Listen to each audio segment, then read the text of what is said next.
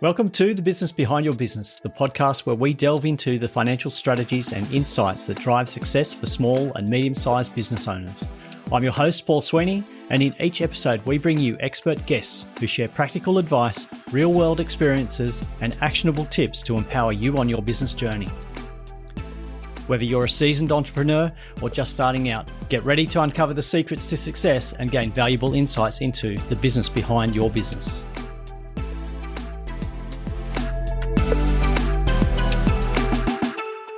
So what if I told you your next big client could be the US government without you ever setting foot in America?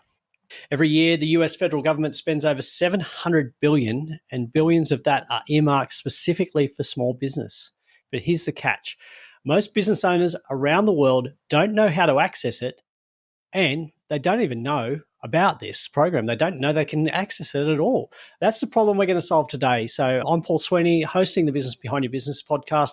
And today I'm joined by Eric Coffie, who's going to actually help us understand how can we access work from the government, contracts, even when we're based outside the US. It seems a bit of a strange scenario that we've got here, but Eric's the man that's going to help us uncover why that is the case here. Eric's the founder of GovCon Giants, which is a platform helping entrepreneurs break into the world of federal contracting. He's secured over 20 million in contracts. He's written 2 books on the subject. He's built a global community of small business owners who are now winning big in the US market. And the best part about it is he's here with us today and he's going to help us learn how to break into the US government contracting space, even if we're based in Australia, the UK, Singapore, wherever you are in the world. He's going to help us uncover some of the kinds of opportunities that do exist for global small, medium businesses and which industries are in demand. And we're going to talk about money, how much money is really available and how you can position your business to win a slice of it. So Eric, he is a former construction business owner, but he's turned government contracting into a strategy. He is the go-to man through his platform, GovCon Giants. He's helped thousands of entrepreneurs understand and access the US federal marketplace. He's the author of the book, GovCon Launch, Practical Guide to Getting Started, and he was ranked number 1 worldwide on procurement by Favicon. His mission is simple: help small business, no matter where they're located, tap into the world's largest and most consistent customer, the US government. Eric, welcome to the Business Behind Your Business. Thank you. That was a great introduction. Well, mate, it's one of those topics. I'll mention that and people go, how? How is this possible? Yet does not make sense. So is it really true that a business outside of the US can get a contract with the US government? Yes, actually, our U.S. government is set up to support businesses outside of the government. If you think about where our military installations are, they're all over across the world. Think about our embassies. All of those places need support. If you think about our allies, if you think about where we're docking ships, all of those things have to be refilled with food, fuel, commissary, supplies, all of those things as we're traveling across the globe and support various missions, even humanitarian missions. All of those things are supplied by outside contractors and vendors like your audience. Wow. Okay, so yeah, that's amazing to think of, because I'm just looking around and thinking of the map of Australia, where all the US installations are and joint projects, joint ventures. Right. There is so much there. I think when we think of the US, we think of within the US and the borders. Correct. There. And we think, oh, well, that's pretty closed. But what you just described, very open. Absolutely. Yeah. I mean, and everyone around the world, just think about where you have any U.S. presence, right? All of those, the majority of all of the goods and services that they're operating from are being supplied by business owners. And a lot of them are small business owners.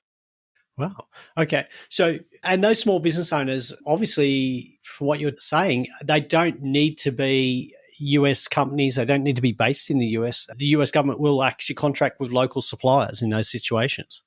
Oh, actually, the U.S. government prefers, depending on the project, to have local suppliers that are on the ground, that have familiarity with the territory, because they have access to a vendor pool that a foreign supplier may not have access to, right? So think about, if I'm coming to Sydney I would not know who are the great roofers and plumbers and electricians.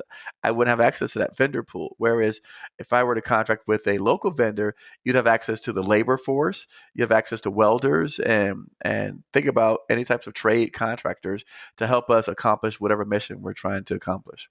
So you mentioned a lot of trades in there, and I guess small suppliers of specialized products or particular Sure. services.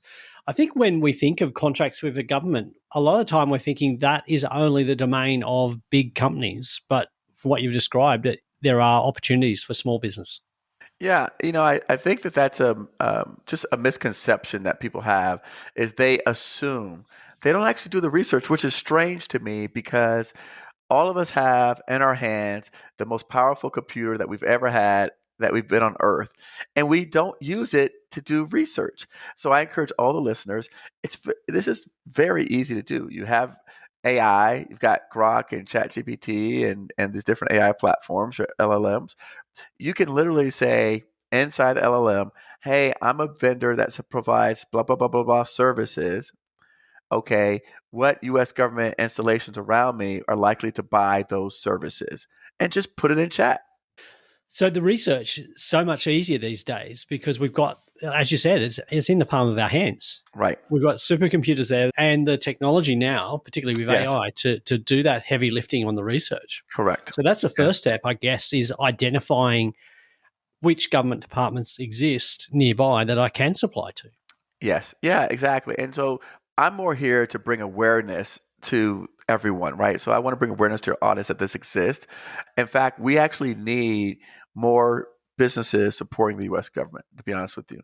I think all government needs more small and medium businesses supporting it. But I know, particularly where we're at in the United States, our industrial base is shrinking. And we have not done a good job of encouraging younger business owners to come in and support this marketplace. When people think about the government, I understand they only get their feed from the news. So they only think about, right, the things that are happening up in Washington, the politics of it all, but not actually supporting the mission. And so for me, Paul, I believe in supporting the mission of doing good work for a lot of people. And so that takes all of us, not just a few of us. Look, I would probably go one step further and say that we, like a lot of people, don't even hear the news these days. They're just waiting on what somebody else is telling them. Right. But they're missing so much, and Yeah. I think sometimes it's a case of I never heard about this. Well, why didn't you hear about it? Because you weren't actually making yourself or putting yourself in a position where you could receive that information. Right. You mentioned AI. Are there like forums or mailing lists that you can actually get onto to alert you when new opportunities arise, or do you just need to keep searching? Oh, no, no, no. We have, so in the United States, the biggest platform is a platform called SAM.gov. So SAM.gov.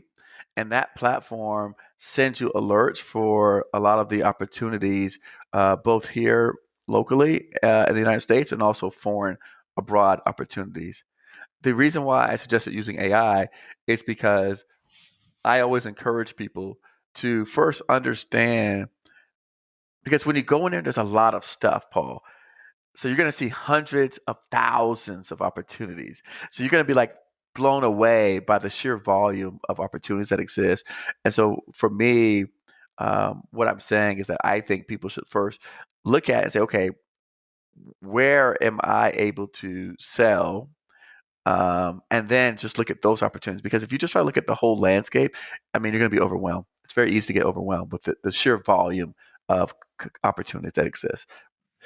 Yeah, I think it'd be easy to miss if you're just looking at all the data. Yeah, That one key piece that you need is probably not there. But if you come in with a very targeted approach, right. having already done some research, it's going to be a lot easier to uncover those opportunities. Absolutely. I'll give you an example. One of our agencies, it's called Defense Logistics Agency.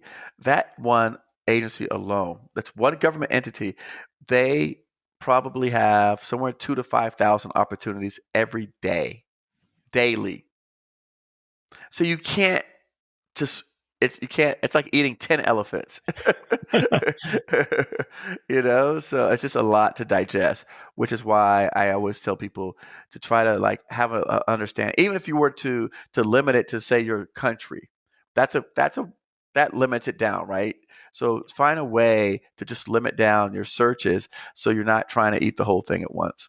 It's just a huge volume. Just a volume of data is just massive. Hmm. So there's a lot of opportunity there in a lot of different areas. And as you're mentioning, like say 2,500 opportunities per day, that seems it's really mind blowing how much opportunity is there. And it's almost like we've said, no, we don't want that before we even look at, well, what's in it for me? What are the opportunities for me? Sure. Well, I mean, for me, I guess I always try to find out what it is that you do, right? I mean, you can look at the list and search opportunities. In fact, on my YouTube channel, we're releasing opportunities daily, 3 to 5 a day, just to give people ideas. But I mean, a lot of times people have a business that they already do that they know. And so really I would personally, again, most people don't care about fixing cars. So they don't care about fixing car opportunities. Most people don't build ships or do anything with ships, so they don't care about ship. So it's more from my standpoint, what is it that you can provide that you have access to sell the government to support them, and then look at those opportunities in your area.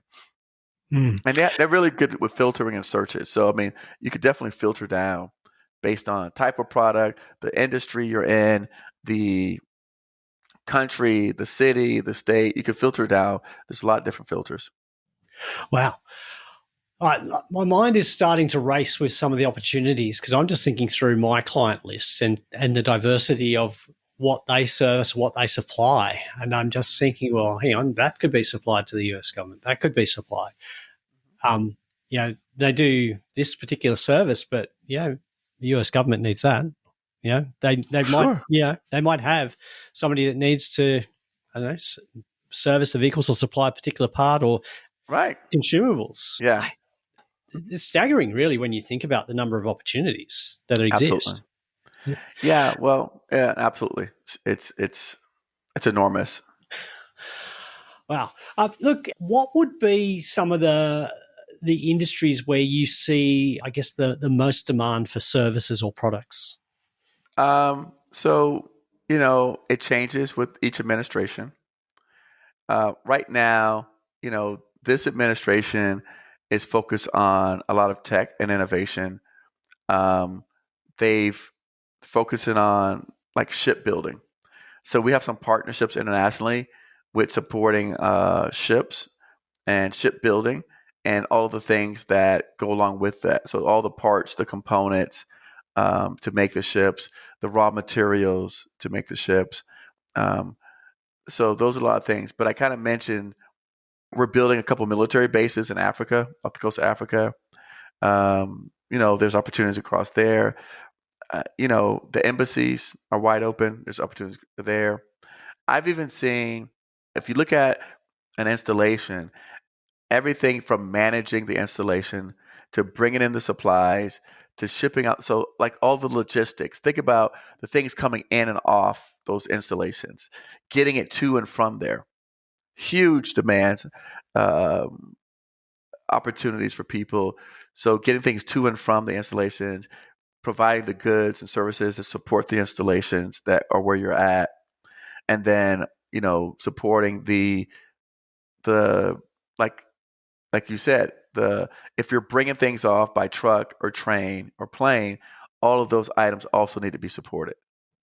So Okay. tires, the wheels, the bearings, the oils, the change, all of the things that go into that needs to be supported as well. So, there's a lot of different, I guess, product services. But is that really is small business actually competitive with that kind of tendering? You mentioned tires and fuel and oils and stuff. Is that something really that a small business owner is I guess, really in with a decent chance because you've got these larger companies that can supply in bulk. Is there a preference for a particular style of supplier? So it's interesting that what I find is a lot of small businesses make that assumption. And so that's a very good question, Paul. So we go, oh, they could buy in bulk. Correct. That's true. They can provide in bulk some items.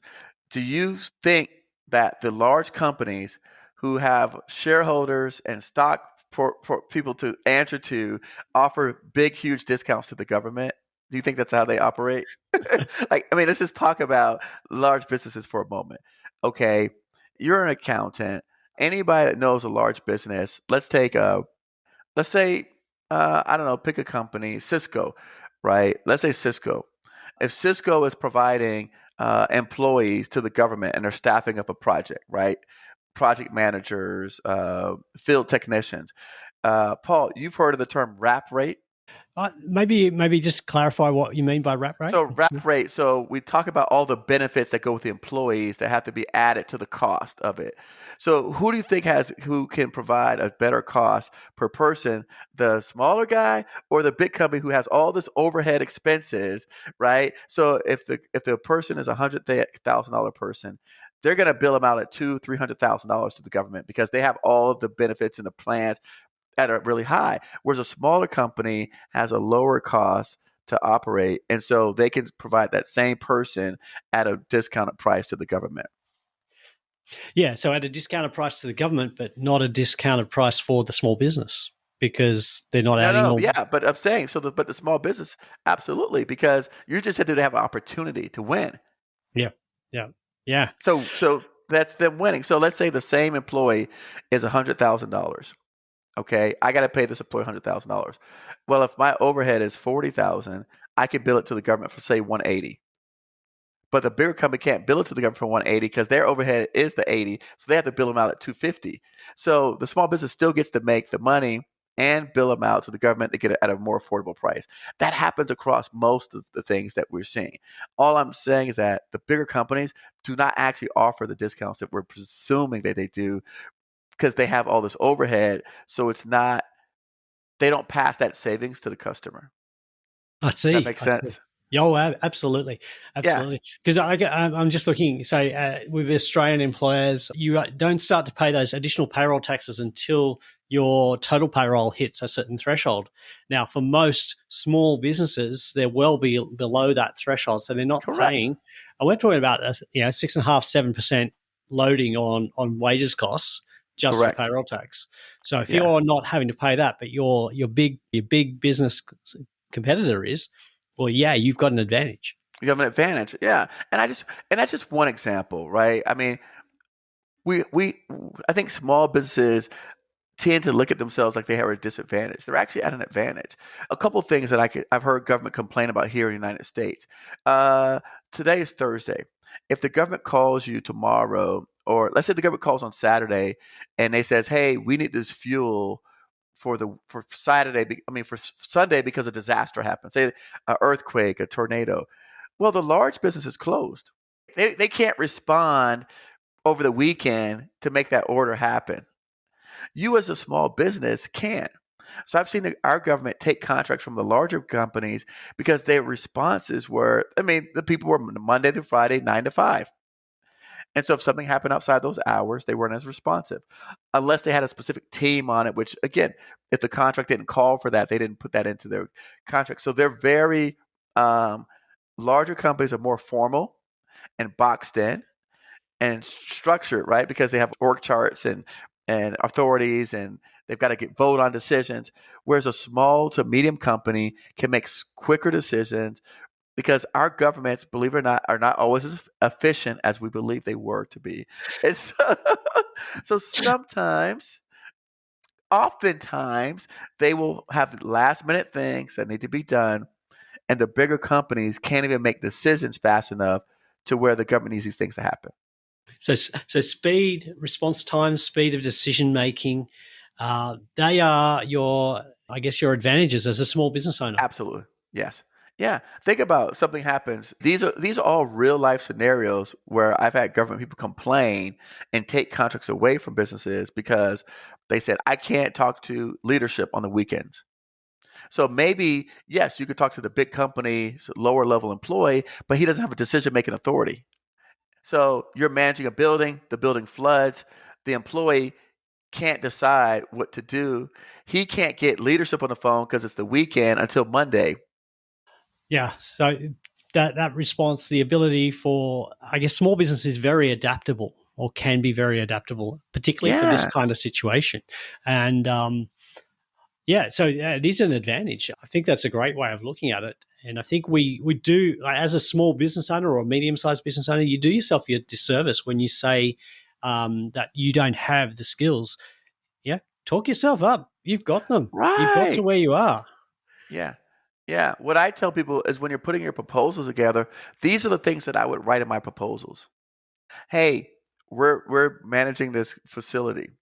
All of our employees have direct authority to call leadership on the weekends in order to make a critical decision in the event of some sort of disaster. A large business will never write that because they don't care enough because they have 100 projects.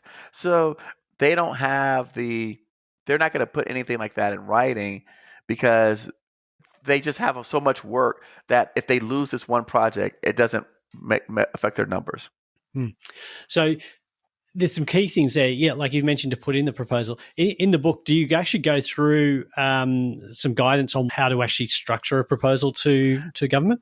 So in my book, what I talk about are how do you how do you break into this marketplace? So I gave you a little bit of ideas, right? All the things. So the challenge about government contracting is, and I've said this in my books, it's not that the information does not exist. You don't know what to look for, right? Yeah. So I have to tell you what to look for, and then you can go seek it out.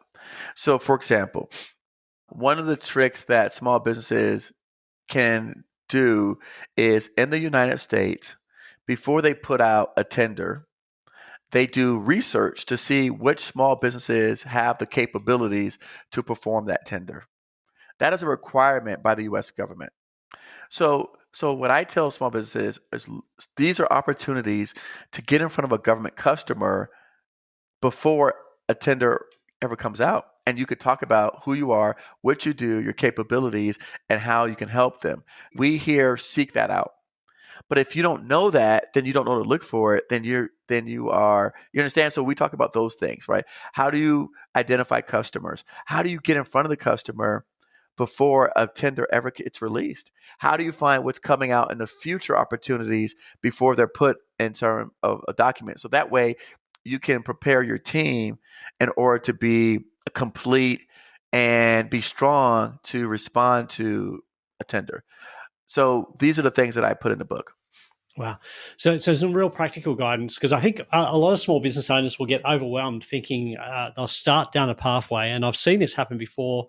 They started down the pathway with a government tender or a government contract, got confused on a particular term or not known how to answer or go forward, and then just abandoned the opportunity, which is a real shame. But what you're actually doing here is helping provide that framework and that guidance through identification, but also the process of how to position yourself. Yeah, absolutely.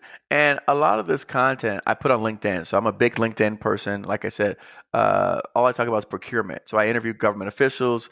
I just had an interview with this former Secretary of the Air Force here, Secretary of the Navy. So these are the people that run the entire Navy programs, the entire Air Force program for our military here, asking them, hey, what are we looking for? What's in the budget? So all these kind of things I put on my LinkedIn profile, and that's how we've been able to impact so many small businesses because they just don't know. And it's too much information to put in a book. I mean, if I wrote that all in the book, Paul, they'd never read it. It'd be a paperweight. Yeah, absolutely. Your LinkedIn profile does have some absolute gold on there, some really useful tips. There's a quote I've picked up from the book where you've said the government and all its respective agencies are in a war to spend more and more money with Yeah, policies like use it or lose it. It's no yeah, wonder we've been on a spending tier since World War II. So yeah. you want to just explain a bit more about that quote? So in the U.S. and the way that our policies are set up in the United States, every agency has a budget. Okay, and so the policies are set up that if your budget, let's say, is 10 million, if you spend 9 million, next year you will get 9 million. So it's if you don't use it, you lose it. So it doesn't get rolled over like rollover minutes or anything like that. You don't get to carry over the million. They take it away from you and give it to someone else. So every agency is constantly at the end of the year, like they have to spend the entire budget regardless of any other circumstance. That is the biggest priority that they all have. Hmm. And just for clarity, the end of the year when we're talking about US government, what month are Our we end of looking our at? fiscal year is September 30th. September 30th. Okay. That's our fiscal year. So really, if you're not looking at any other time of the year, that July through to September period, absolutely get your skates on and get working on it. We're probably spending 2/3 of our money in that last quarter. It's funny. We're laughing at this and just thinking it's a bit crazy, but I'm going to come out and say the US government is not the only government that does this I'm sure they in were terms of not. budgeting. Right. Because I'm well aware of government departments in Australia, particularly, and I know from talking to people around the globe that this is also the case. They work on that same kind of policy that if you don't spend what we give you, we're not going to give you the same amount next year. Right. So we see all these orders and we just go, okay, right, you want to buy 10 new computers. Do you want us to install them? No, we just need to spend the money. Just give Right. us the invoice. Yeah. Right. By the way, do you even need 10 computers? No. No. The computer, we already have 10 new ones sitting here, but we bought 10 more computers. So I've always thought we need a Department of Common Sense. We still haven't found it yet. I don't think anybody really wants to start that, though, because nobody wants to admit they were wrong. No, that's true, right? And I don't think that's popular to talk about, right? It's like, okay, this is a bad policy. I mean, I've participated in some really backwards policies before. All right. So bring it all home, Eric. A couple of things that key things, and chime in if I've missed something here. But okay, firstly, we don't need to be a US company or citizen to contract with the US government. No, you do not. We can start small, and in fact, it's an advantage to be a small business in many of the contracting fields. Absolutely. Right. Okay, good. I'm on the right track. US government, is it a reliable long-term client that we should be trying to obtain on our books? I mean, for us, I've never had the U.S. government default on me. So if the U.S. government defaults on any of us, I think we're all in trouble. And we got a bigger problem than that, right? Absolutely. So just bring it all home. If you've ever thought about government contracts and thought they were out of reach, what we've heard today is that is completely wrong. Eric has just proved to us that we can do business with the government, whether we're a startup or whether we're in Sydney, Cape Town, Singapore, Manchester, wherever we are. The US federal market could be our next big client wherever we are based. We don't even have to set foot in the United States to do that. Look, I feel like we've got a great starting point here, but there's more that we can do. Check out Eric's LinkedIn profile, which we'll put a link to in the show notes and also on the businessbehindyourbusiness.com website. Link to Eric's LinkedIn profile, and also importantly, where you can get a copy of the GovCon launch book. Lots of free resources to help you get started and help you actually cash in on some of these contracts that are available for small business from the US government. Eric, is there anything that we've missed, anything key that somebody should get started with today? I think the biggest thing that I've learned, Paul, is, and you kind of touched on this, mindset. So I think the mindset, we have to think about most of the challenge with people when it's starting this is they've already talked themselves out of it. And they go, oh, that sounds good, but it's not for me. Oh, it's not possible. And so what I like to say is, I was the same guy. I didn't have a lot of resources when I started this. And someone told me about it, kind of like I'm telling you about it. And I just started doing my homework and start learning and understanding the process. And once you understand the process, then in my book, you have a tremendous advantage over any company of any size. In fact, many of the larger companies would like to do this, but they don't know how. So if you understand procurement and how it works, you've got a huge advantage even over some of the larger companies who's got more money and resources than you have. So I would caution people to have an open mindset and not to essentially put up their own barriers in front of themselves because they don't exist. They're only the false ones that you created. Absolutely. Great way to finish up. We'll put all those links in the show notes and also the link to the SAM.gov website. Is that the correct place? SAM.gov. And as always, reach out, follow Eric on LinkedIn. He shares some absolute gold in some of his posts, lots of good content. But don't say no to yourself. Say yes. Say, I'm going to do this and get started today. Eric, Thank you again for sharing some incredible content with us today and some incredible opportunities for small business. Yeah. Thank you, Paul, for having me today. That's a wrap for this episode of The Business Behind Your Business. We hope you found today's discussion insightful and valuable for your business journey. Before we go, don't forget to subscribe to our podcast on your favorite platform. Share it with fellow business owners who could benefit and send in your burning questions because we love hearing from you. Missed any of our previous episodes or looking for additional resources to help grow your business? Head over to our website at thebusinessbehindyourbusiness.com. There you'll find our full archive of past episodes along with show notes, transcripts, and links to valuable resources mentioned in each episode. Your journey to business success continues at thebusinessbehindyourbusiness.com. Until next time, stay inspired, stay informed, and keep building the business of your dreams.